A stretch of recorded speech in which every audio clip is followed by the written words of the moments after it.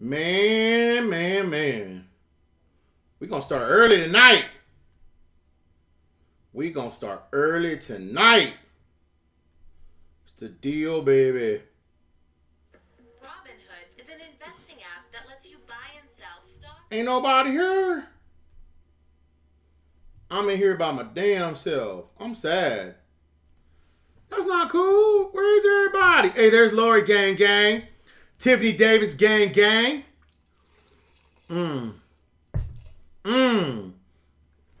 Tonight's show, fire. If y'all not about that life tonight, fire. If y'all not willing to sit in here with me all night tonight, man, fire. I might transmit tonight all night. I got a special guest tonight, man. Y'all know who it is. I promise you, I brought him out last show. We gonna call him the Guru Killer. We gonna tell him the one that goes after the gurus. The gang. He's in the gang. You know what it is. Gang to all y'all. I hope y'all got some popcorn. Miss BB's coming home. I told her, man, I'm starting early because I want to knock out the news real quick. Then I'm going to call our boy. I'm going to go through what we want to go through. And then hopefully she'll be home towards the end. April's coming. Don't worry. She's on her way. She has to work too. You know what I'm saying? I'm going to do the intro. Okay, I'm going to play the theme music right now, y'all. I don't even care. There's only 60 people tonight. But y'all get ready. We're about to go live. Let's do the damn thing. Yeah, popcorn and that ganj. Love it. Best damn show on the intranet. Tonight, we break it. Tonight, we shed a lot of light on what's going on with that dinar. Y'all not even ready.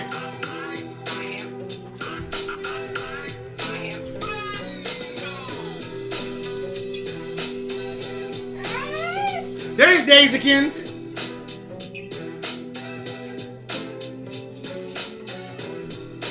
There's my pup. My wife will be home soon. Yeah. Tell him, Dave. Woo! Yeah. Break the internet tonight. Man, good evening, y'all. We live. If you ain't ready, man, you better get ready.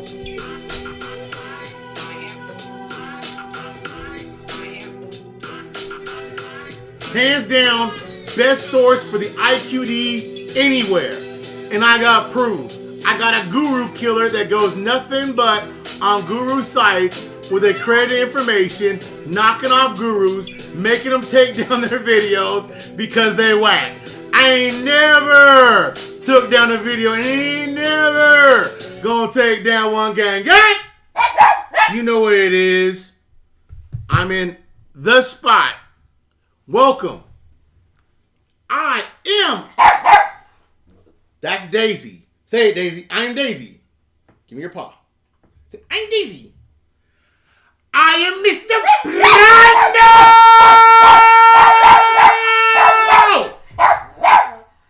I'm with my gang. My wife's on her way.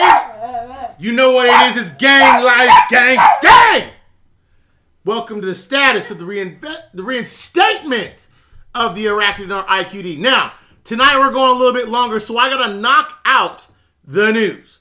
Because I'm doing an interview tonight, and I'm waiting for Miss BB to get home.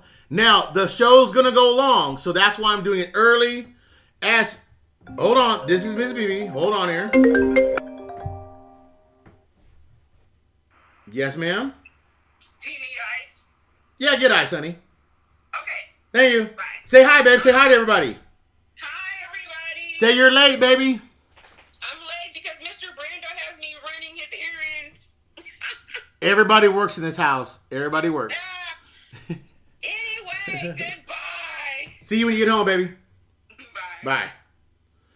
Okay. Now. Tuesday. What we got going on? Y'all want some bombs? Now, tonight we're doing an interview extra special But what I want to really concentrate on the news is there's a crisis going on in Iraq. I don't think people truly understand that with this protesting, with them firing live rounds and with them closing the green zone, that's crucial. Remember, one of the benchmarks I told you early on was opening up the green zone. With the green zone closed, this is a negative factor for our investment. Like it or not. I know a lot of people are out there telling me, well, Mr. Brando, all this suffering, all this stuff, it happens all the time. They protest all the time. These people have infighting all the time. I get that. But part of them reinstating their currency, part of their UN resolution was that they actually open up the green zone. So that's not a good thing, y'all. I'm very upset about that. That disturbs me in this investment right now.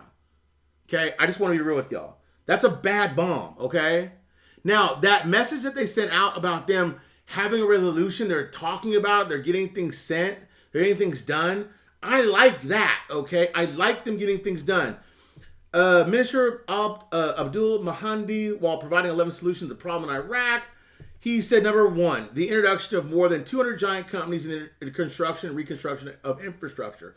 Remember, construction and reconstruction of their country means that each company that comes into Iraq each country has to hold 50% employees of Iraqis.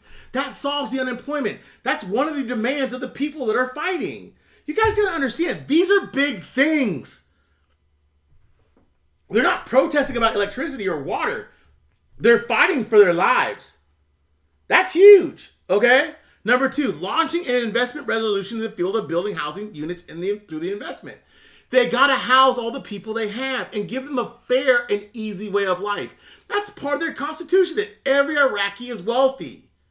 That goes back to the HCL in Article 140. They're fighting for the things about themselves that they're inherently, it'd be like us in America or us in Canada or us in a country that's got a free economy and a free world, fighting our inherent rights. And that's what people don't understand why they're protesting, okay?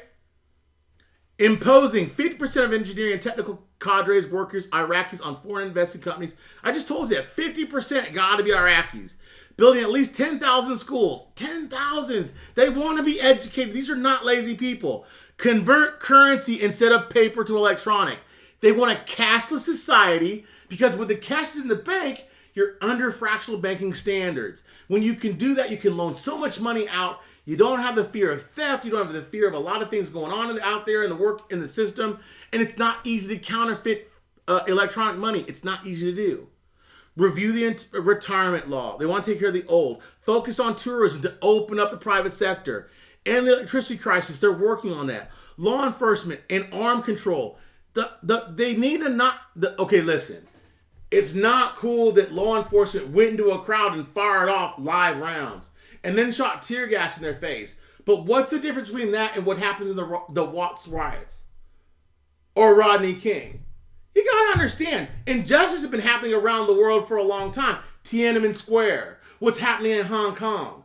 I feel for Iraq, but until the people stand up for what the people need to stand up for, injustice will be served. Governments stand for governments. That's why I don't stand for any political party. I don't like the government. I like structure the government brings, but politicians don't bring you shit. Quit riding the coattails of people that don't believe in you. You're a commodity. You're a number. That's why they label you. It's called a Social Security. Now, restoring trust between the people, the government, and political classes. As long as you label yourselves black, white, Hispanic, Iraqi, Kurdistan, whatever, Democrat, Republican, you'll never be a part of the one race that's truly important, y'all. That's the human race. Man. The Iraqi, I love sounding like a redneck. The Iraqi stock market trades exceed 6 billion shares.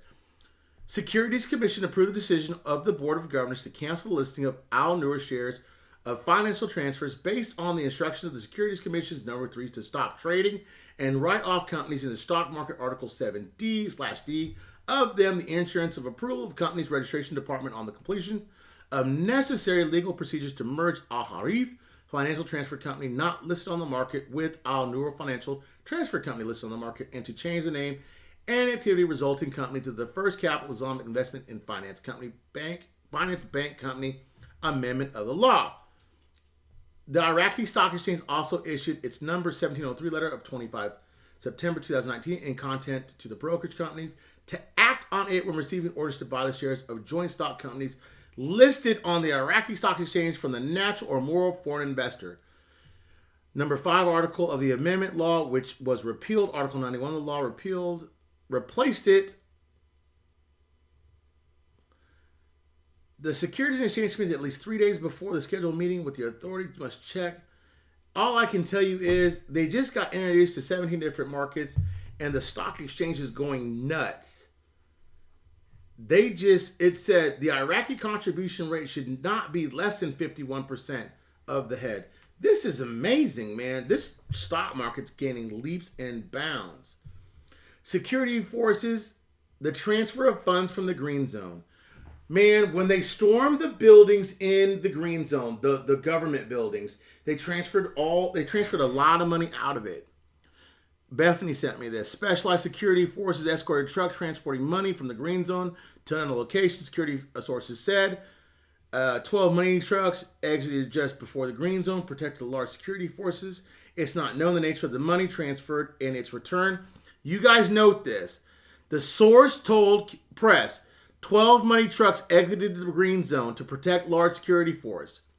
It's not known the nature of the money transferred and its return and where it's destined. Remember this article. The National Security Council confirms the approach measures are taken to protect public property. The National Security Council, chaired by Prime Minister Abdul Mahdi, on Wednesday stressed the importance of taking appropriate measures to protect citizens and public property. It's about time Mahdi stepped up. Sadr didn't step up. They've been protesting in Sadr City now for a few days, and he didn't absolutely step up at all. He actually punked out, which really pissed me off because they could have put a stop to some of the chaos and the mayhem that was going on, and they didn't. That pissed me off. And those poor citizens without any arms to protect themselves, if they were armed, could you imagine the Armageddon that would happen in Iraq right now? And here's the really unfruitful part of this for you and I, the investor. What if the UN changes their evaluation of Iraq based upon the protests that are going on right now and them handling it from stable to unstable as an investment point of view? That's the part that people don't understand.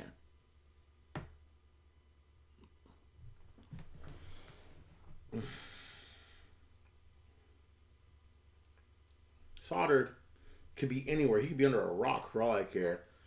It's called Absentee Landlord. Sadr, Sistini, Nouri al-Maliki, Abadi, all these government politicians that are in Iraq don't lead by example. They lead from behind. They want to chase the issue not from the forefront to correct it, but to criticize or to critique people from them not doing what they were supposed to do when they could have done the right thing anyway. They're a lot like a lot of these YouTubers out there. And I'm going to tell y'all something. I'm about to call my friend. You guys know who he is. And if you guys don't give me a bunch of bombs starting right now and thumbs up, if I don't get them thumbs up right now, I'm going to check it. If I don't get them thumbs up right now, I'm going to have a fit because I'm about to call my friend. He shut down gurus. I'm no guru. I'm a king of gurus, so he can't shut me down. Plus, me and him got mad love for each other because we're boys. I would consider him a dear friend. He's a mentor. He's actually a very good man. He's given me mentorship through this. And he's also told me to stay on the path of truth and to dig and to research. Thank you for the bombs. Give me some thumbs up too. Give me a bunch of thumbs up too. We got 225 people in here. I want 225 thumbs up for real. Or I'm going to keep preaching. 225 thumbs up, no doubt. Give them to me. No, thumbs up right here. I want them right here. Hit the thumbs up. Hit the subscribe. Hit the bell. Be a believer. I'm about to change your life.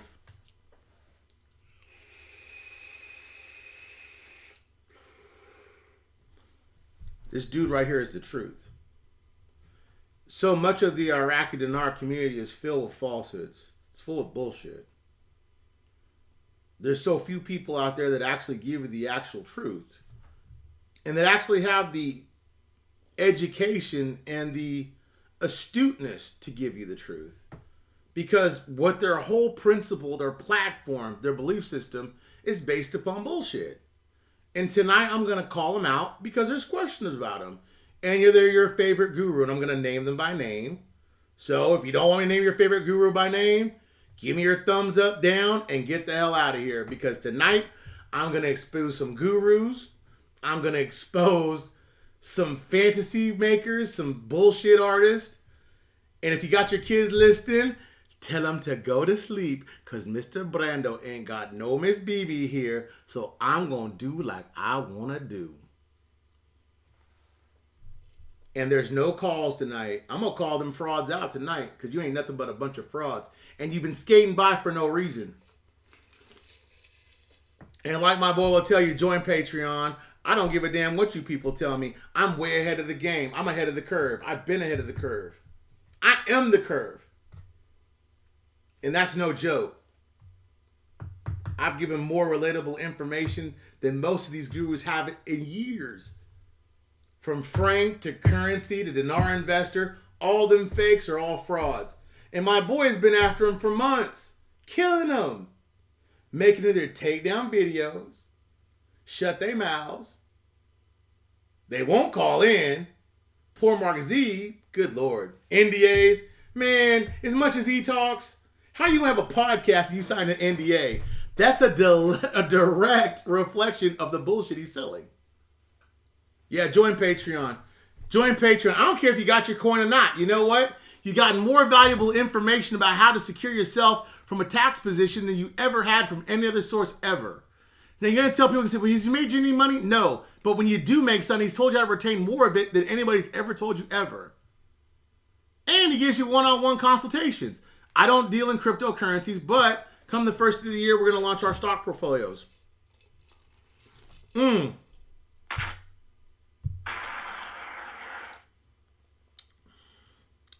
This is going to be a rant for 6 more minutes. Yeah, I'm naming names. Huh. And my boy's not shy. He's not shy. Yeah, he's been on him. And he's gang. And he's a good guy. And he's legit. He knows what he's talking about. Kathleen, happy birthday to you. Wednesday rant, yep. 5 more minutes and I'm done ranting. And I'm going to call my boy. Speaking of rants, have y'all ever noticed something? The funny thing about Iraq is you think, and this was in my mind today when I saw the protests, they take a bunch of steps forward and they take a bunch of steps back. But you know what? I'm looking at things from a ground level because I'm an individual investor. Tonight, I'm going to show you from a large institutional investor what Iraq means. I can't look at it from that position because I haven't been involved in it from a big position. I know about stuff, but I don't know about it from that level. Now, tonight, I know someone from that level, and I haven't been in contact with them because they were finishing up their business. I can't stop someone's business. I didn't know that me and him, we just chilled. We were friends. He chilled. Now you're back. I got to bring him back into the forefront. I got to bring him back because he was always meant to be here with me. He's like, you know, I talk about these friends like Matak and Mr. Frazier. They sound like ghosts. But these are real people, man. I deal with some high-level individuals. And they're playing no games, and they're very serious. And like I tell people, the people that I take seriously, like Colonel Perez, like Jamie, like Carlo, like April Beebe, like my little homies, they know who they are. Like the girls group, they know who they are. Like Telegram, they know who they are. Like Patreon, they know who they are. I'll go to bat for them. You talk about my gang, I'm going to talk about you, you freaking frauds. And tonight I'm going to expose them. Okay? Woo! Are you excited? 2 minutes and counting. He's prepping, y'all. He a little nervous. You want some F-bombs? I'm not dropping no F-bombs. Now, he might because he's a little brash. Now, me and him, we talk a lot. And we don't always agree. Mama, there goes that man again.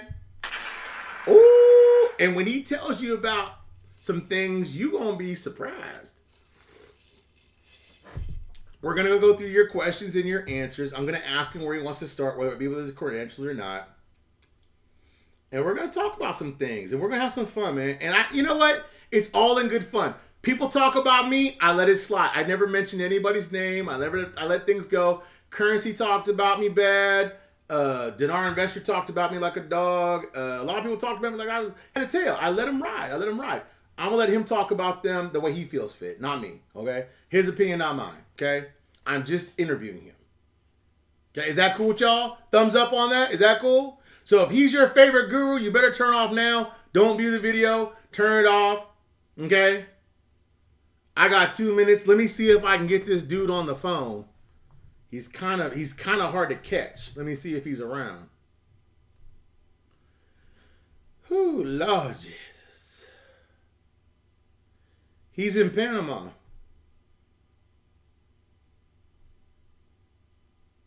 Hello? Hey, bro. Hi, we all clear? How's the reception? It sounds pretty good. How do you feel? Yeah, I'm good. I'm fine. Okay, well, you're live on the air, okay? Sure. Okay. Can we introduce you or? Yeah, sure. You can introduce me. You can. Would you want to introduce yourself? Well, it's fine. I'm. What? You want me to give a bit of background about myself? Yeah. Would you just Would you just give him a name and just what can we call you and let's start from the beginning.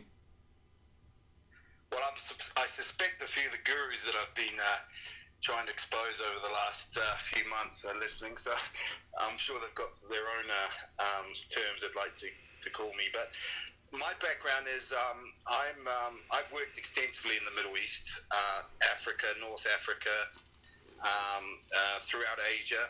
Mm-hmm. Primarily, my career started in the oil industry, in the downstream.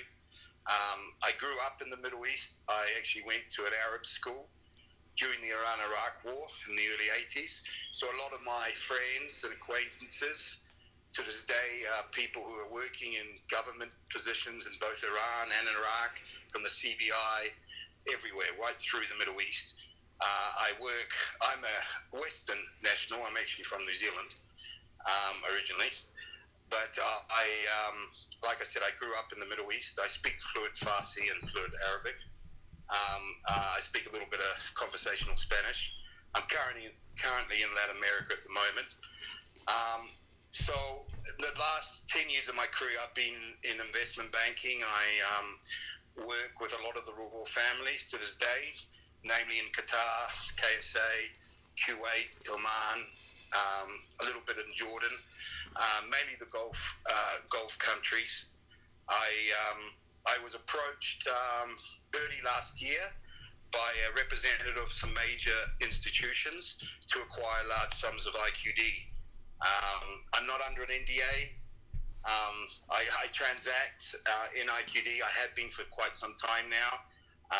Obviously, I'm not going to divulge everything for obvious reasons, but I can talk about what I know and what I've experienced over the last few months. Okay. And that's based on real transactions.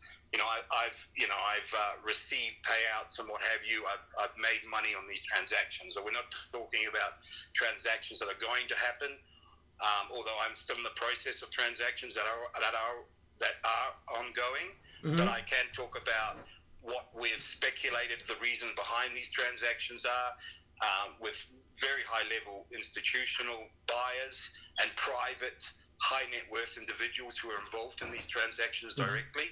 So I've got no problems with that. Yeah. So the last my main career focus now, I'm in my early 40s. I will be retiring shortly and going sailing, as you know.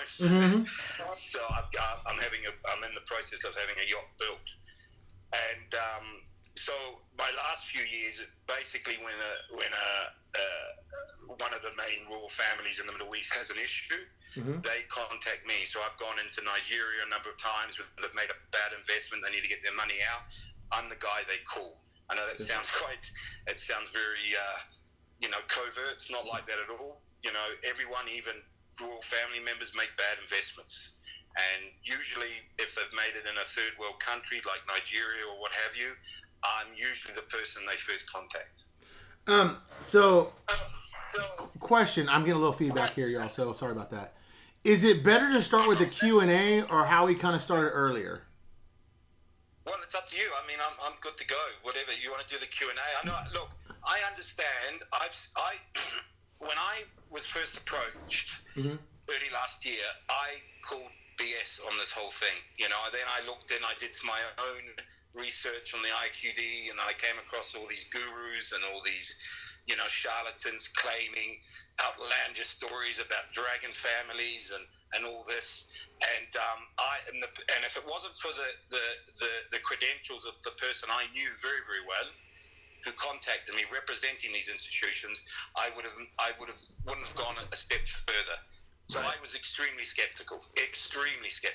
But as the transaction started, and our first consummated transaction ended actually around about this time last year, then I realized there was truth to this. But right up until then, and the prerequisites these institutions came to us with regards to what they wanted, how they wanted it, the provenance of the currency, etc., it was very hard to provide the amount of currency they wanted and the provenance to the currency.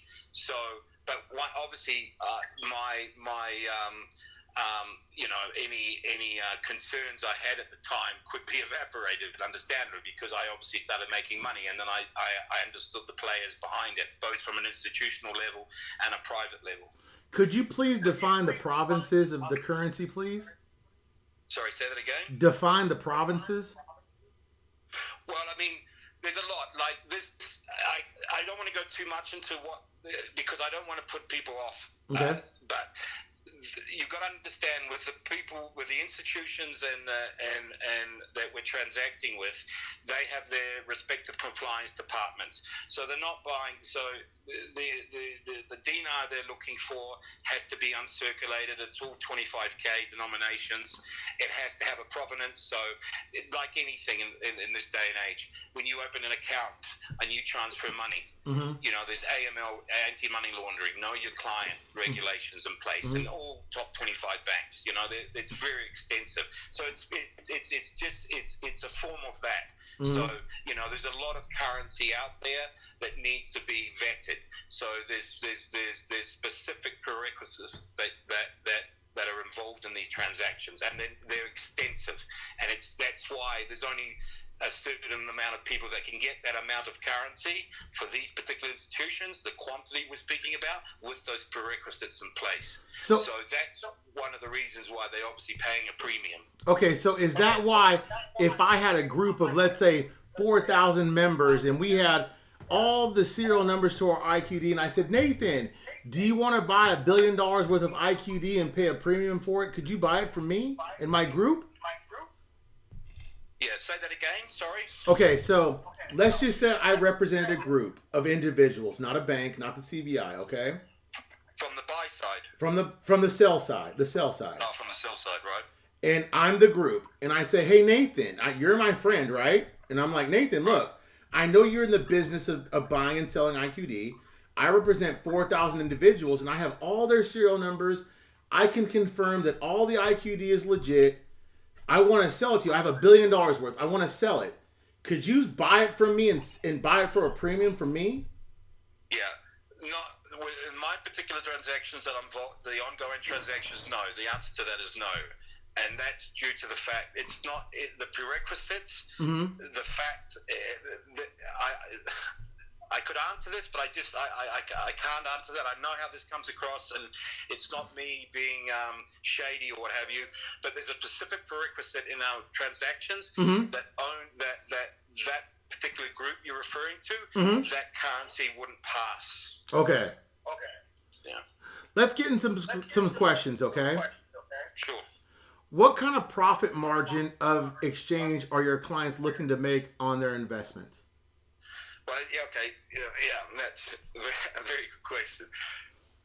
Well, these institutions involved in these transactions don't, at the level they're transacting at, are obviously looking at making a return.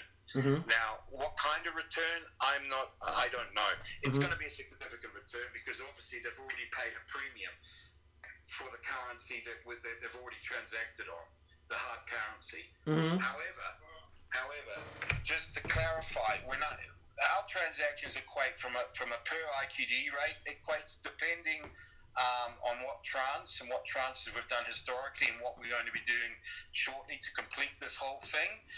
It translates to a rate of 2 to 3 cents, 2 to 2.5 cents, but in a couple instances it's been as high as 3 cents. That's not a rate. So when people hear me say that, that's not me stating a rate. These transactions don't work like that. They're not in all the paperwork, the documentation, what have you. It doesn't boil down to a specific IQD rate. All I did was knowing what they're paying, I extrapolated that over the amount of currency. Now remember, there's a lot of charges involved in these transactions, from commissions, what have you. So it equates to, on average, 2 to 3 cents per IQD. So once there's fees taken out, exactly, payments, that's the nut crunch of all of what's paid. Yeah, and so it'd be disingenuous of me to say that's a rate. It's not. It's not. Happens to be. But that's what they were willing to pay for it. Yeah, exactly. Well, that's what it worked out. It's not just that's what it. Once you took out all the fees, added all the fees and that, it correlated to a 2 to 3 cents rate. Now here's a fun one. What is your alias names to troll these gurus?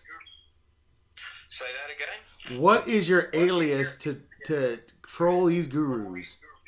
Well, okay, so like all of us here, I mean, like I mentioned earlier on, when I was first approached, and I was very skeptical because the first thing we all do, irrespective of what connections you have, you go on the internet and you look into, what's the play? Why are they interested in this IQD? So the first thing you're going to when you do a search, you're going to come across these gurus and their fantastical stories about dragon families and all this rubbish, yeah? Well, name some of these gurus. Tell us, who are these fantastical gurus out there that name dragon families and all this type of stuff? Who are these people? Well, there's different versions of gurus, as you know. You've got just people who have don't even have a basic monetary knowledge. Like who? Monetary systems work, like Dinar Investor, Buffhead Jeff. Really? Well, I mean, I was particularly annoyed by him because from someone who speaks Arabic and Iranian fluently, Farsi, when he deciphered some of his information, some of the information he gets, and fair enough, he uses Google Translate. And in some instances, the translation is pretty good. Using Google Translate, right? But it's how he deciphers that information and portrays it to other people. This man has no clue what he's talking about. Now, there was a few instances there. Obviously he would ban me every time I would call him out, but he had to remove videos because they were patently incorrect. That's what annoys me, because even though I'm not a speculator like the majority of your listeners, I have a big disdain for bullshit artists. Right. It's just in life it is. And I don't know what it is. It seems, being in my early 40s, it just seems now as every year passes, there's more and more bullshit artists in the world. Perfect. I don't know about you, but it didn't seem to be like that in 20 years ago. But for whatever reason, there's a lot of people who, whether it's a mental illness, it's just a desire to be, it's a messiah complex. A lot of these gurus have massive messiah complexes. And a lot of them, and this is where the conspiracy, and I'm not a conspiracy theorist, but a lot of these gurus have felony convictions, for dishonesty charges. Well, hold on. Or otherwise. Hold on, Nathan. Let's get to another question real quick. Do you own any IQD on any level? Yeah, now this is going to surprise a lot of people. I do not own IQD, but I'll put a covenant on that. Okay. I don't physically own any IQD. The transactions I'm involved in, I'm effectively a middleman. Like I said, so I was approached, and there's just substantial quantities of IQD. So there's only there's very few people with the prerequisites in place that can attain this sort of amount of IQD for the respective institutions. These are global institutions, and not all Far Eastern institutions. This play on the IQD is something on a global scale, but it was initiated by certain institutions originally from the Far East, but it's now culminated into a global event now. So I don't specifically own IQD, but just like your listeners, I'm interested. I have good connections, better connections than even the gurus claim to have. Okay, I'll say that as much, and if people can call me an arrogant SOB, it's fine. It's water off a duck's back. But I have real connections in the real world, and we're not talking dragon families and all this rubbish. So I'm obviously interested in what's happening here. So saying that, I can make a phone call right now and have a very large amount of IQD, maybe not with the same prerequisites that the institutions have been looking for, but nevertheless, I can have a large amount of IQD shipped anywhere in the world within 24 hours. So I have the ability to own IQD now, and what I negotiated with my suppliers was a 90-day payment term. So I have a default position that if one of these theories became true, that there was suddenly an RV, or even though I'm not a big proponent of that, not in the form some of the gurus are claiming, it's still a possibility, then I do have the ability to own IQD at a short notice, a substantial amount of IQD. Okay. So another question is, did you know or were you involved in any of the Kuwait reinstatement or revaluation, or know anybody that was? Yeah, well, that's a great question, because as I've said, I'm in my early 40s. So unlike some of these clowns, gurus who claim they've made money from the Kuwait RV or reinstatement or whatever you want to call it, well, these gurus, if you looked at how old they were, and a lot of them are in the same sort of age bracket as I am, they would need to be 14 or 15 years of age. So I'm not going to tell you. The answer is no. And any guru younger than 50 who says such a thing or claims such a thing is completely full of you-know-what. Right. Exactly. So... And that was a closed shop. Let me just add something to that. Okay. I know a lot of people use that as an example of why the IQD will RV. So, and look, I'm not going to be negative.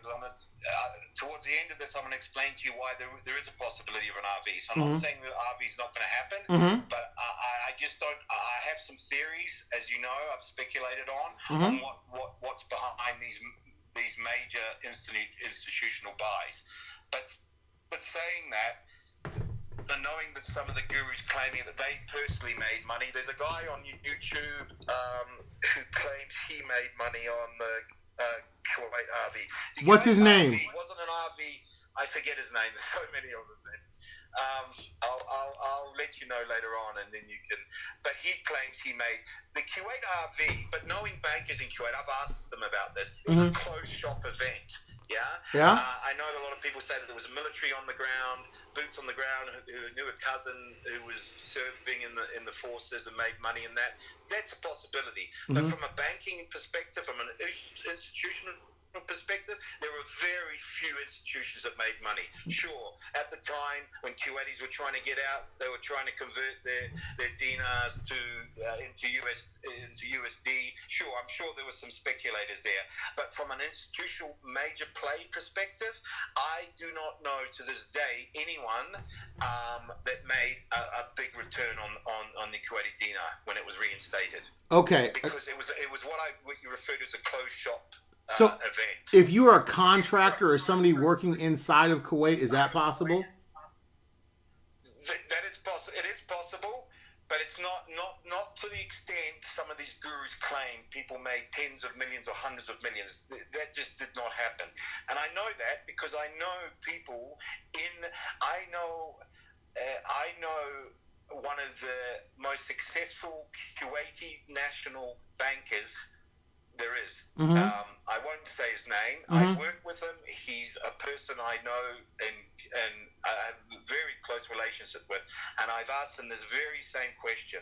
And trust me when I say, if anyone made, and when we're talking significant returns, millions of dollars, then he would have known of it. And he said he's not known of any institutional play involving the reinstatement of the Iraqi Dinar that made money on that. It was a closed shop event. Mm-hmm. Okay, so let's go to the next question.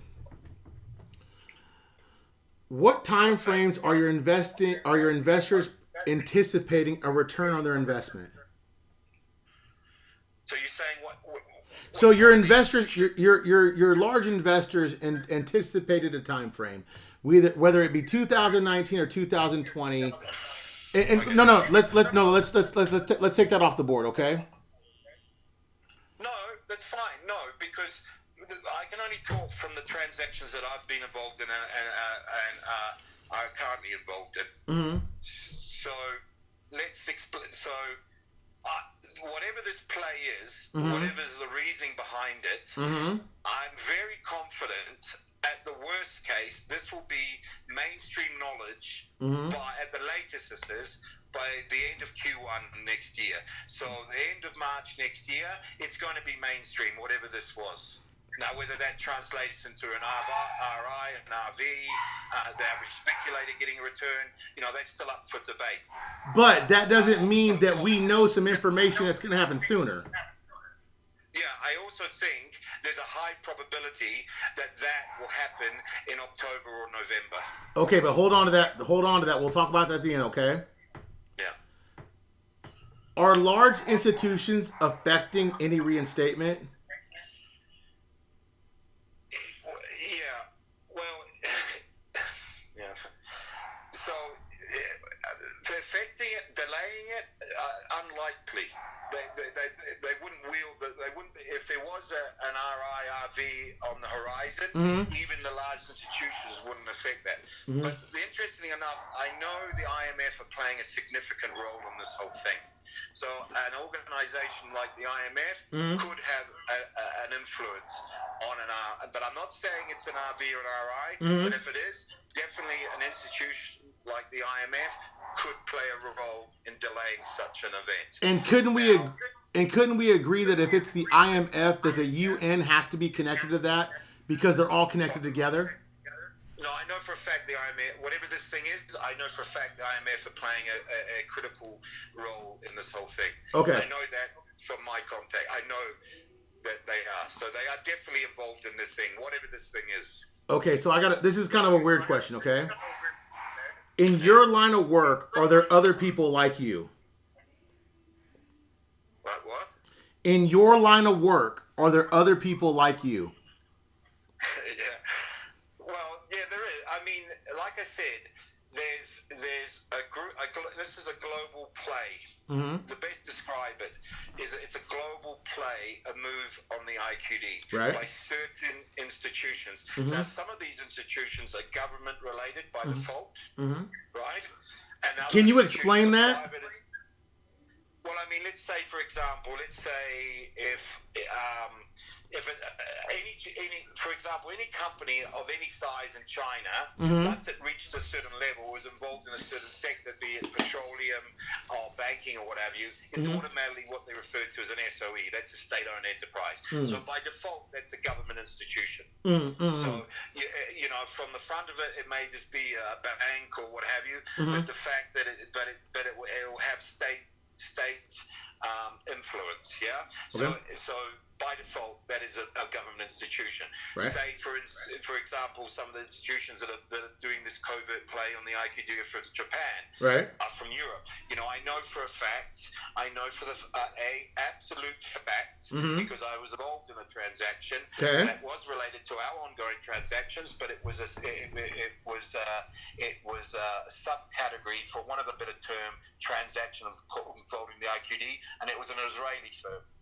Now, this was an Israeli firm that bought not a huge amount of IQD, but we're talking into the billions. We're not talking to the hundreds of billions, but it was a transaction that successfully consummated, and I know, and I was involved in it indirectly, but I personally know the principles on both sides, from the buy and sell side. Wow. Wow. Okay. They paid less of a premium than our premium. Nevertheless, they came back once it successfully consummated, and they asked for more IQD. Now, the principal on the sell side, who I know personally, wouldn't supply them anymore, because why should he? He's going to get a better premium if he goes through our institutional buy-side channels. Let's take a second break, okay? I'm looking at the live feed, and somebody's saying, Mr. Brando, he doesn't sound too optimistic about an RVRI. That's not what he's saying, y'all. Listen to him. What he's saying is that from somebody who's from a large position, not from the individual position, this is his perspective, okay? When people want to understand what countries go through, or what big institutions go through, or what hedge fund managers go through, or what these people that are money players go through, they employ people like this because they want a pragmatic position to what they're doing.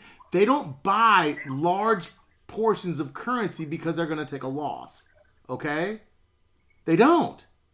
So don't look at this like, well, he's not saying $4, he's not saying $8. Nathan's not going to say, I'm sorry, he's not going to say that. That's not in his position. He's just not going to say that. So don't look for the holy grail at the end of the rainbow. Look for the information for what it is, and it's golden, okay? You're not going to get this information on any other channel, so digest it for what it is. It's inside. And I could have kept this for Patreon. I could have kept this all to myself. I wanted to share it because this person is willing to be live for you. So don't look at it as negative. It's not negative. This is very personal, okay? So be kind. And it's not negative, Nathan, for you. Susan just said, no, he's the real fucking deal. He is. Sorry about the F-bomb. He is the real fucking deal. But at the same time, I understand people's frustrations. Yeah. And I'd like to see, I do, because I was frustrated early last year when this whole thing started with me. You know, I called bull BS to a lot of very important bankers, and said, if I lose my credibility over this transaction, if this turns out to be I can't see the comments. I need to see the comments. You can't see the comments. I'm reading questions. I was given a number of choices by the right sort of people who I do trust. Believe it or not, there are bankers in the world you can trust. So that placated me somewhat. But listen, you've got to remember this. To your listeners or your viewers or whatever, I was extremely skeptical. So, and I was told, there's no way. I've run the maths. I've looked at it. I know people in the CBI, friends I went to school with in Sharjah, which is the emirate next to Dubai. I went to school called Shwayfak. At the time, it was just an Arab school. I was the only white boy there, literally the only white boy there.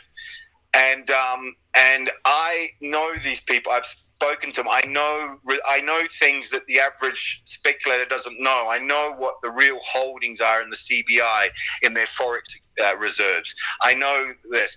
I've tried to work out how would they afford an RV. But listen, Buffhead Jeff, that clown, claims it's going to be a currency swap. That's his answer to the most pertinent question any person should ask about this whole investment, is how is Iraq going to pay for any significant IRV, right? And that's the biggest question that no guru can ever answer. Now, then you'll go into another whole rabbit hole. Then you'll hear these theories about the quantum financial system and the gold treaty. Looney Cottrell, who claims he talks with Interpol. Well, I have personal dealings with Interpol, and I know for a fact that Interpol is nothing more than a bunch of desk jockeys. With all due respect to Interpol, and hold on, Nathan. Authority. Nathan. Sorry. Hold on, Nathan. And before I share it with you guys, Nathan sent me his whole dossier. Like, when we first started talking about a year ago, Nathan said, look, I got nothing to get from this. Here's my this is my record. This is what I've done. This is who I've worked for. These are my credentials. These are the people I've done business with. He sent it to me. He had no reason to lie. He goes, this is my financials. This is everything, because he thought that if something was going to happen later on in life, that I should know the truth, right? Can we ask a question real quick? Yeah, you can ask a question. Hi, Nathan. Hi, April. That's April. How are you doing? Good, thanks. Yourself? Good, thanks. I didn't hear everything on the drive, but Robert says that you said first quarter the play is the mainstream. What does that mean? Say that again. Sorry. You said first quarter of 2020 will be the play. We'll know everything we need to know based upon what you said. Yeah. It'll be Okay. public. So look, let me just qualify that. From what I know from the people I'm dealing with and the institutions, the global institutions I'm dealing with on this play, I'm very, very confident that whatever this thing turns out to be, whether it's RV and RI, or as later on the call, I've got one leading theory that I've spoken to you about. Right. It will be out in the mainstream, not alternative media stuff. It'll be out common knowledge at the latest by the end of March. That's the latest. But at the same time, I also think genuine information is going to start leaking out over the next 8 weeks. I believe that because it's coming to a head. And there's certain people in prominent positions that, credible people, obviously because of the positions they hold, won't be able to keep this under the rug, so to speak, for much longer. But worst case, I believe by the end of Q1 2020, it'll be out in the mainstream. That's the worst case. But at the same time, like I said, I actually think things from credible sources, not alternative media conspiracy rubbish, but I actually think it'll start leaking out within the next 8 weeks. Bits and pieces. Nathan, Paul says he's wondering that if they meet with WTO, does that mean that we'll see a rate? Well, that brings me on. Right, it depends because, I mean, sure. If they have to have a rate nominally. Whatever this play is, that the institutions will see their return. Right. Now, if that translates into a rate, a rate change, then sure, it's going to be made public. Or if that means that, shall I explain? One of my leading theories, and this is a speculation, I really do believe that the IQD is going to be used as the basis of a derivative of sorts for trade for the One Belt One Road initiative by China, right. And now I've not had this confirmed. It's just from me putting together what I do know from the sources that I trust and who are at a very high level, both in Europe, Asia, and the Middle East. That they're looking at, think of it as a poor man's reserve currency. We all know that USD is the world's reserve currency. There's major overtones going on within the financial markets. You don't need to be a genius to see that. You got the stuff with the Fed and the repo shortfalls. There's something going on. Now you can go down the conspiracy rabbit hole here. Fine. Good luck to you. I'm just not a big conspiracy theorist, but there are some major flaws in the financial markets. Now, any reputable economist will tell you that. No one really knows what's going on. So there's going to be a big shift somewhere, and what that equates or how that translates, there's the IQD is going to play a role in this. It's in play. What role that is? What's that? It's in play. It's in play. It's already in play, but these institutions. This has been a long-term play because investment terms 5 years is short-term. These institutions, not the ones I'm dealing with, but the ones prior to that, there have been plays on the IQD for quite some time. We're talking about for a 10-year period, and I heard well, no, I won't say that. But so there is a play. There's definitely a play for it. How that translates. The key here is trying to work out, does that translate into a big return? I'm sure it will translate into a nominal return for even the average speculator. But the sort of returns that everybody is hoping for, I don't know. I just don't know. I can't. I mean, I could speculate, but there will be a nominal return. Okay. It has to be. It can't be closed shop like you would think, unless it's a derivative. They're forming a derivative and make it a closed shop. But even then, there would still be a value add to the IQD. Even if the IQD that they're amassing now and have been for some time, even if it's a closed shop derivative play, it's still going to have an impact on the IQD rate, a positive impact. I got two more questions, and I'll let you answer them. I'll let April answer questions from the audience. Okay. Since you're brokering, a lot of money in IQD, who's the largest brokering deal you've done? Not who, but how much? Well, I mean, I'm talking, yeah. How much? Just throw a number out there. Well, I mean, ongoing now. By the time I've finished, by the time these transactions are finished, they would have mounted into the hundreds of billions of dinar. Okay, now, question would be a smart follow-up question. That would be: they say there's only so much dinar in circulation. How did you buy that dinar and nobody knows about it? Well, there are people that know it. I mean, there's bankers in Europe who have contacted me, knowing that I'm the one that's been buying on behalf of certain institutions. Not buying, I should say, transacting on behalf of certain institutions. So there are people, mainstream people, in the banking world that know what I'm doing. Okay. So it's not a secret.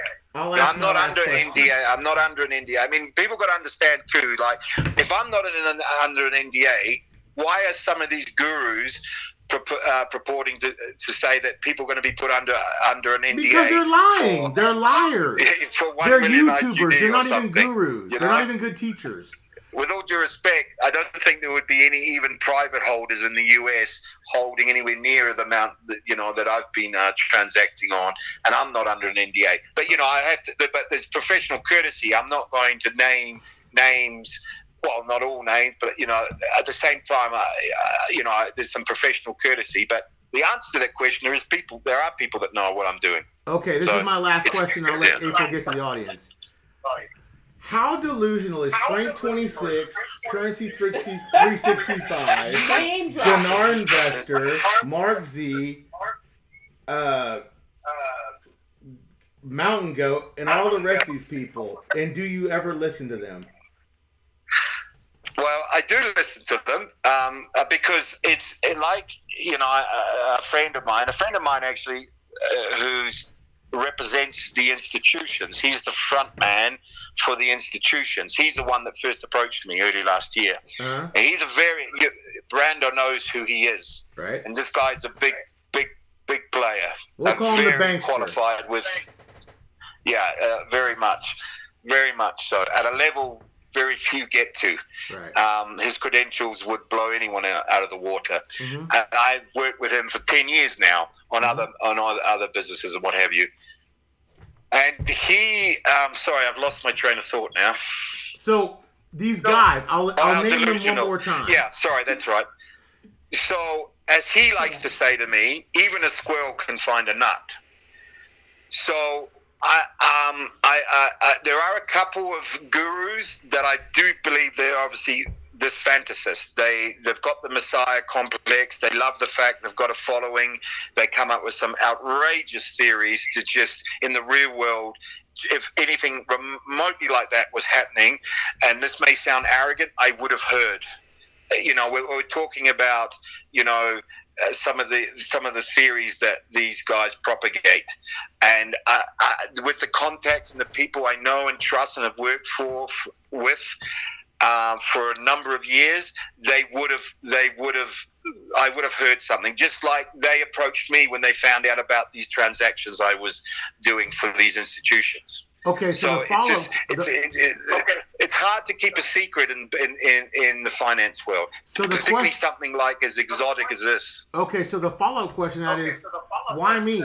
Why talk to me? Why would you and I even have conversations? You know what I'm saying? Like, I'm not a guru. I've never claimed to be a guru. I'm not a guru. I don't want to be a guru. Why would you and I have a friendship or a kinship or whatever you want to call it? Well, I mean, the first time, I was, it was, first of all, it was out of sheer boredom initially. I mean, I contacted you. I thought you and April came across very well, and I could see you weren't dovetailing absolute outlandish conspiracy theories and the whole thing. And like most people, you just wanted to get to the truth. And a lot of your theories, I've listened to occasionally. There's some credence to them, but at the same time, this whatever this thing is, it's definitely a big thing, and I don't want to. I really must go back to that. I don't want to put people off. I wouldn't have arranged this shipment of IQ to have the ability to ship these large amounts of IQD if I didn't think there was something to this from an RV perspective. Mm-hmm. I'm not talking about whatever the institutions are buying it for, because that may not, like I said, may not have anything to do with an RV. Right. But I wouldn't have requested these allocations personally, mm-hmm. Mm-hmm. To be shipped if I didn't think there was substance to some of these theories, even the gurus claim from time to time. It wouldn't even be of interest, so to speak.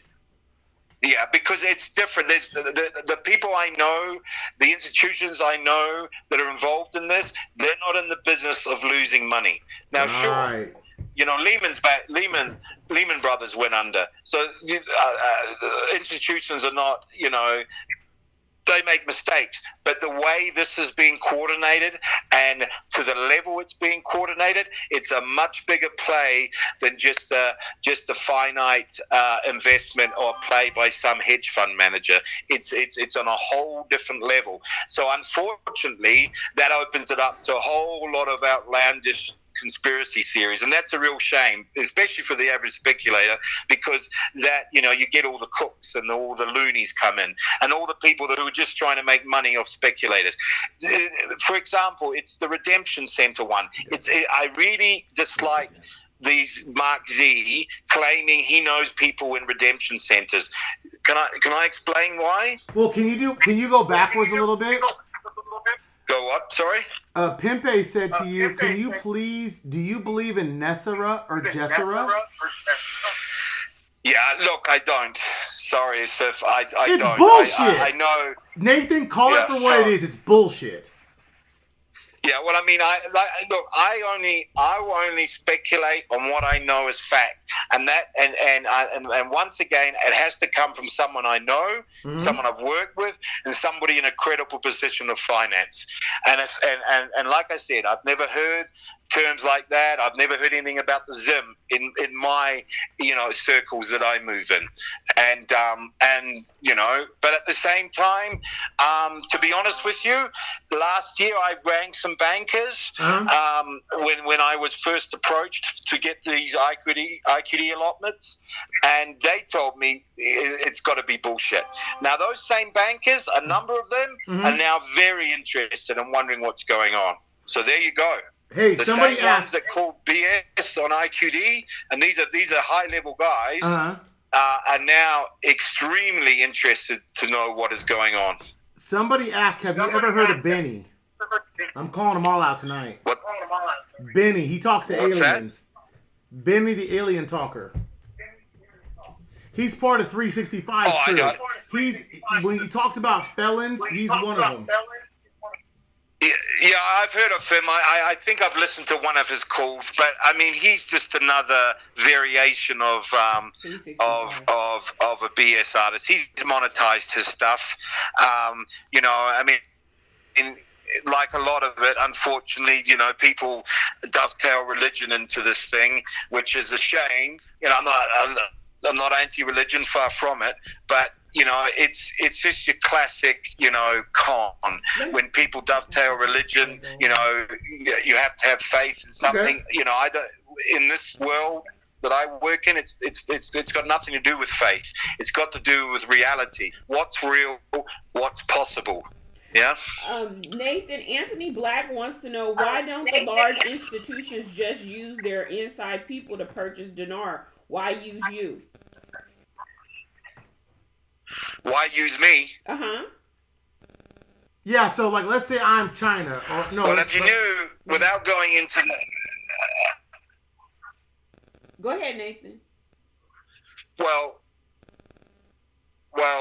without going into I can't really go into the prerequisites, what they want, and it wouldn't be wise of me. But in fear of sounding arrogant, with my connections and when at the level that these guys are working at, there's probably that they can trust, and it has a background, a Middle Eastern background, like I do. There's probably less than a dozen people that can arrange something like this at the level that I'm working at. I know that's going to sound like I'm full of myself, but it's just a fact. Hey, I got a question. Nathan, what happens October 15th? What happens October 15th? Mm-hmm. No, well, are you talking specific to my transactions? Mm-hmm. No, I've got my transactions are scheduled to conclude, finally consummate. These are ongoing transactions; they're concluding all the time. But the last, should we call it tranche, it will be scheduled to conclude from October the 15th until November the 28th. Now, I'm in a very good position because my transactions, I have similar to a performance bond. So if for whatever reasons, if the institutions chose not to consummate the final tranches, I still get paid. No. My people still get paid. There's an event that's going to happen sometime in the next couple weeks. What do you think's happening in the marketplace financially between Europe and the Middle East in the next couple weeks? Well, I don't know. I mean, I would have to speculate. I don't know. I mean, if I knew that, we could all make a lot of money. But wasn't there a major play? Wasn't there a major play? Wasn't there a major play to buy some exotic currency? Well, sorry, you're talking about the transactions into Europe. Yeah. Okay. Yeah. So, yeah. Okay. Sorry. Yeah. I'm trying not to name names, folks. Hold on, Nathan. Y'all gotta understand. I know the names of the players. I don't know them personally. He does. We pretext for interviews, but I can't name the player because if I do, I violate our trust. You see what I'm saying? So I don't mean to coach him along, but I gotta coach him up because I know what we're trying to interview about. So I want to get you guys right. You know what I'm saying? So Nathan, what happens in a couple weeks? Well, I've had this confirmed. So what a lot of people don't understand is because of the USD, a lot of the transactions out with my institutional transactions, any amount, but in particular, any large amount of cross-border trade involving you can be held up by the US Treasury. Okay. That's how the US controls effectively the global markets. Yeah. Mm-hmm. Now that's on the pretense of anti-money, money laundering or what have you. Now I know for a fact that beginning the middle of this month, there are some major, and I'm talking, these are bankers that don't use words like astonished very often, but are astonished of the amount of money that's being directed into Europe beginning in the middle of October. Say that one more time, because please. Of the fact it had to be cleared by... Did I break? You broke. You there? Okay, can you hear me now? Yeah, I can hear you. Yeah, I'm here. So okay, so my associate in Europe told me that when these transfers were being sanctioned or approved, for want of a word, by the powers that be, it was made. They were informed these, as he put it, outrageous amounts that was honest. While it was being approved, it was specifically told to them this was a play by certain groups on certain exotic currencies, and one of those currencies was the IQD. Thank you. Did you get that? Yeah, I did. Yeah. Major currency play, IQD, 2 weeks. Thank you. Now, But not just the IQD. I don't know. It wasn't just the IQD, no, but the it was IQD one of was a several. big proponent of it. Okay. April, will you go ahead and ask the crowd's questions for Nathan real quick? Okay. Hold on. We have a new Patreon person, and she said she was trying to get connected with the group, so I'm telling her to check her Patreon inbox shortly. Okay. Keith wants to know, what about the devastation of the dinar? Is that going to happen? Well, can the dinar devalue? That's a real question. Let's talk the real and the fake. Can the dinar devalue? Well, it can devalue. Of course it can. Okay. Can the dinar lop? Now, I mean, you can say that again. Can the dinar lop? Yes, it can. I mean, yes, it can Nathan, lop. And hold then on. there's one of the. This is a big. I mean, lop's not the It's not the right lop's not term. a financial term. It's more a term that one of the clowns came up with, like Tony Bretling. Right. Really? Brylan came with that term. Now, A redenomination. right, a redenomination. Now, here's the deal, guys. Right, So, if you're going to ask the question, you got to be willing to get scary answers, okay? The dinar could devalue its currency. So, Nathan has certain theories about the currency. Do you have more questions real quick before we get into his theories? So, yeah, I got another one. Nathan, we're going to ask you another question real quick. So, ask Nathan about the BACT project tied to the, was that how you say that? BAKK? BAKKT project Tied to the repo bailout. A way to lower the derivatives and digital assets playing a huge role in the Nathan, have you ever heard about the BACT projects? No, but that's from, isn't it? What? Who was that? Who posted that question? Aaron posted Aaron that. did. Yeah. Look, there's one theory, but this is not a favorite theory of mine, but I did cross this with a banker, a retired banker, who's fascinated by the IQD because he knows, as I do, about these ongoing transactions. And I went over him and that if Iraq was to lop, you could actually, there are mechanisms in place. So let's say you took a 25K IQD note and it lopped in the real world, but if you wrapped it in a derivative where post-lop, you would still hold 20, you wouldn't be affected by the lop. There would be some people who would make a huge amount of money. Yeah, a huge amount of money. But that's where you're getting into something. That's the dark side of banking. Right. Yeah, you get some pretty disingenuous bankers that are putting together some derivatives that the average person doesn't understand, and that is something that could be done.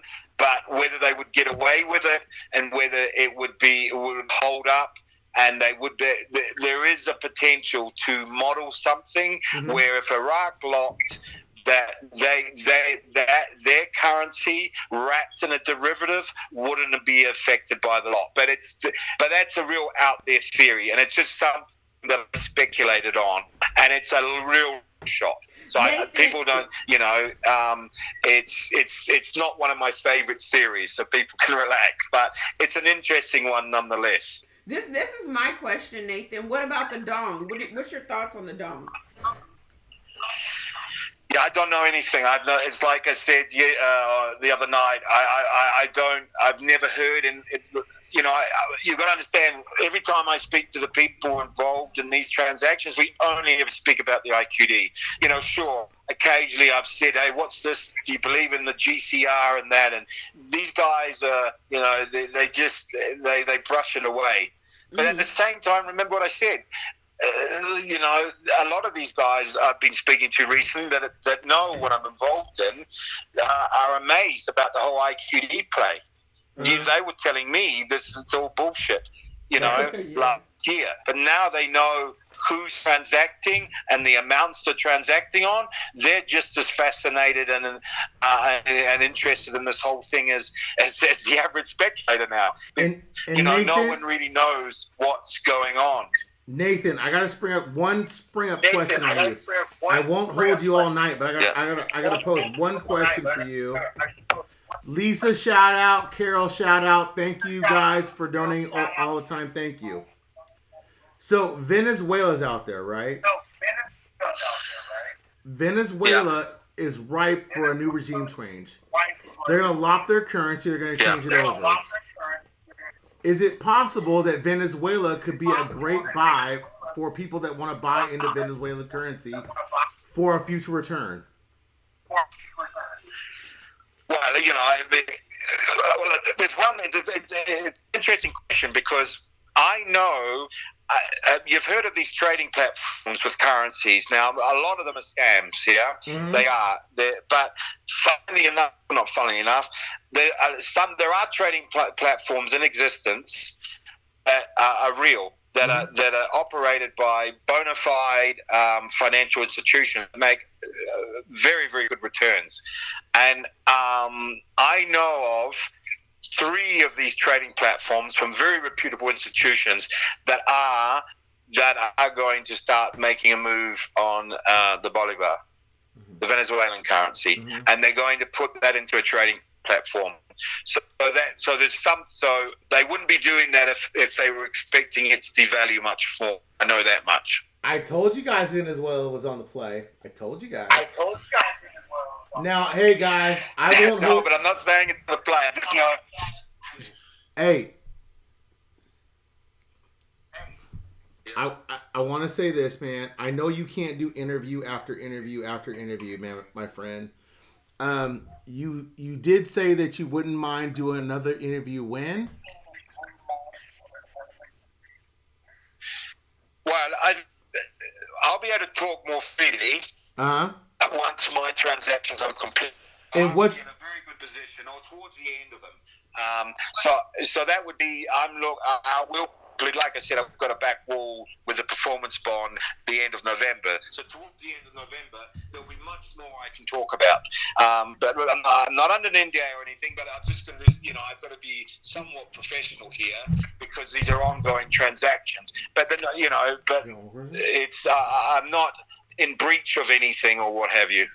Okay, one more question. Nathan, this is my question. What are your thoughts on the Iraqi stock exchange? Yeah.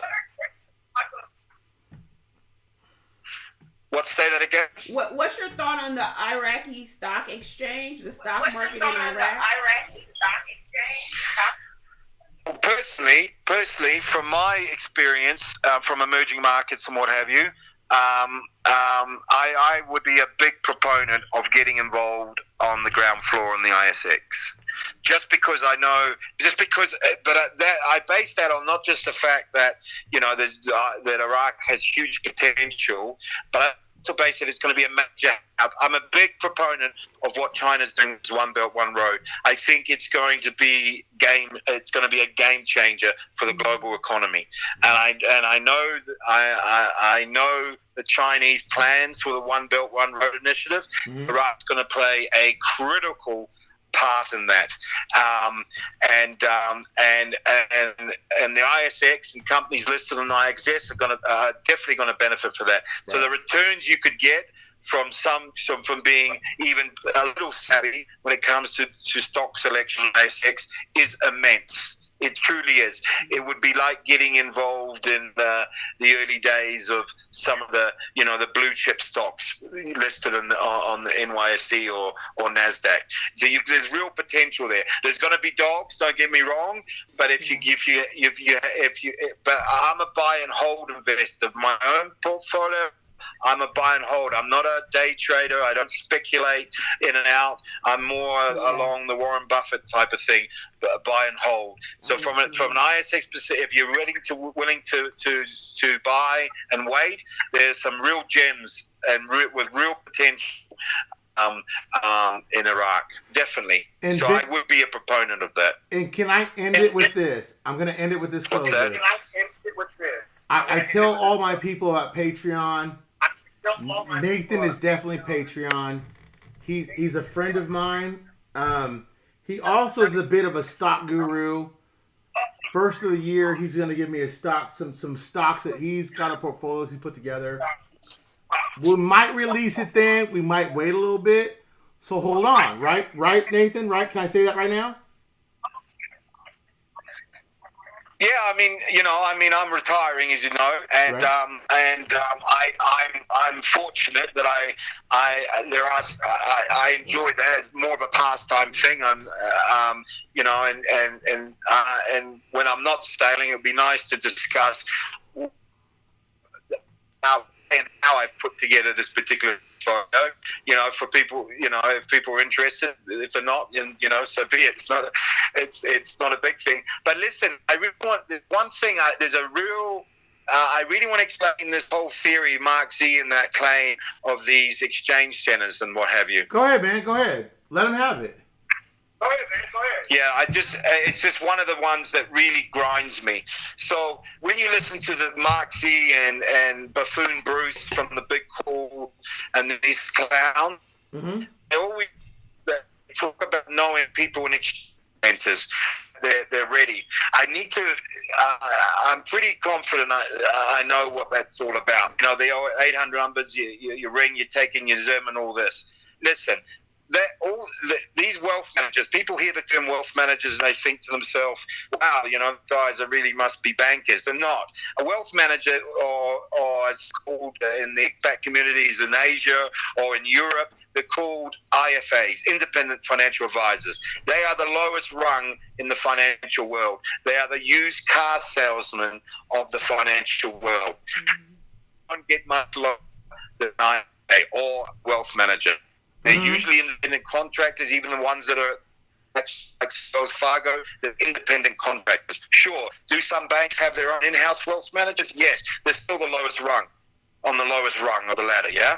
These people are not bankers. They're not astute financial analysts or anything remotely like that. That clown, Christopher Green on AMTV, the conspiracy nut, he is a great example. He said he worked for Merrill Lynch or Goldman Sachs. He was effectively an IFA. He brought in money. He's not an astute as he claims he is, yeah? So my theory about these exchange centers, and it really upsets me when Mark Z says, well, I know people in exchange centers. All that is people, a bunch of IFAs or wealth managers, as the Americans call them, have got together, thought, a huge market out there with people holding currencies. How do we tap to that market?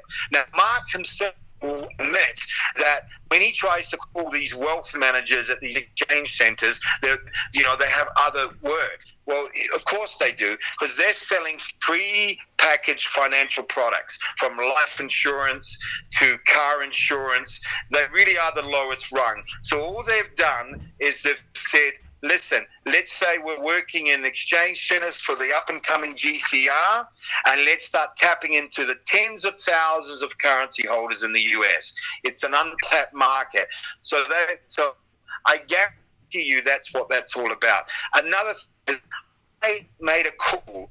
If these exchanges were real, you would have to have a remittance license like Western Union has. Now, that's effectively a banking license. I called in some favors. There has not been one, and the banking, I specifically know the type of banking license exchange centers would need, if they in fact exist, which they don't, to the level that these guru clowns claim, like Bruce and what have you.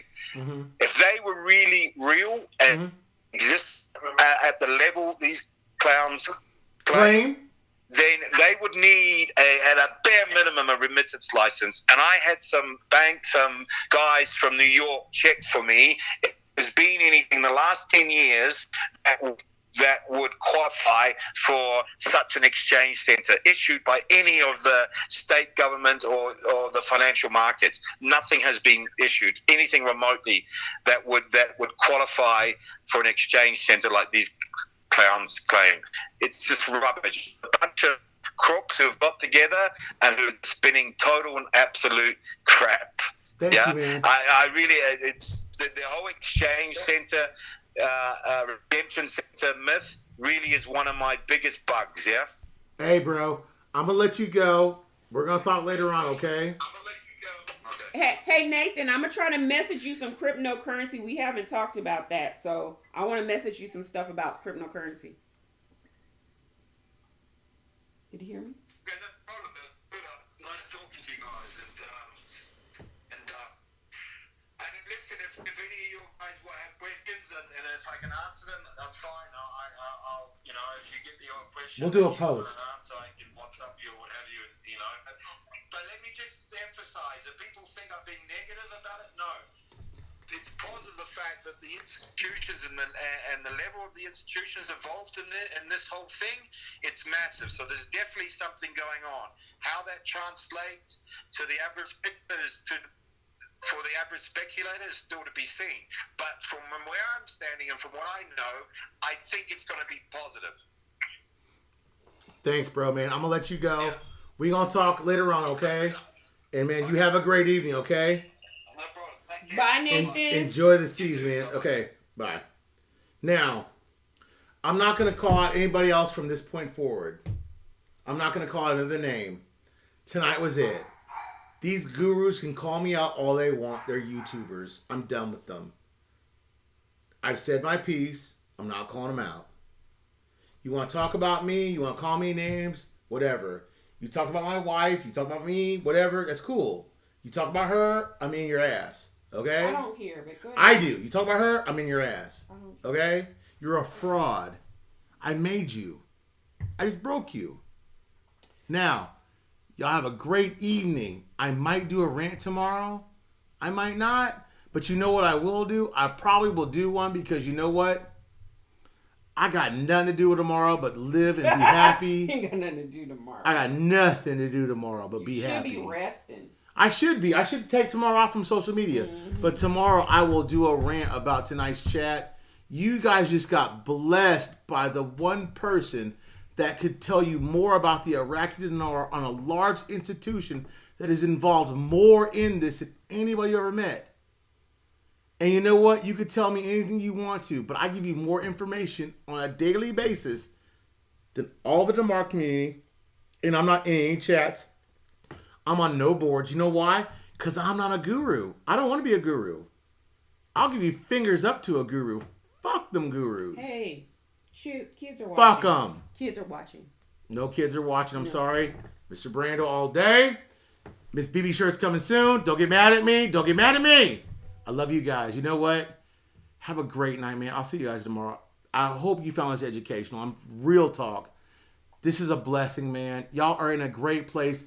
October 15th, something major is happening from a move from the Middle East to Europe. They're buying large amounts of exotic currency. I know it. I'll talk to you guys later. If you love this channel, like, subscribe, hit the bell. If you want to subscribe to somebody else, I'm good with that. Good. But if they're going to bring me some guru crap, post those gurus' sources on their channels. And I'll post mine and they can talk about it. Okay? Love you guys. And you know what? I'm out of here. You know what? I'm going to have dinner with my wife, and you guys have a great evening.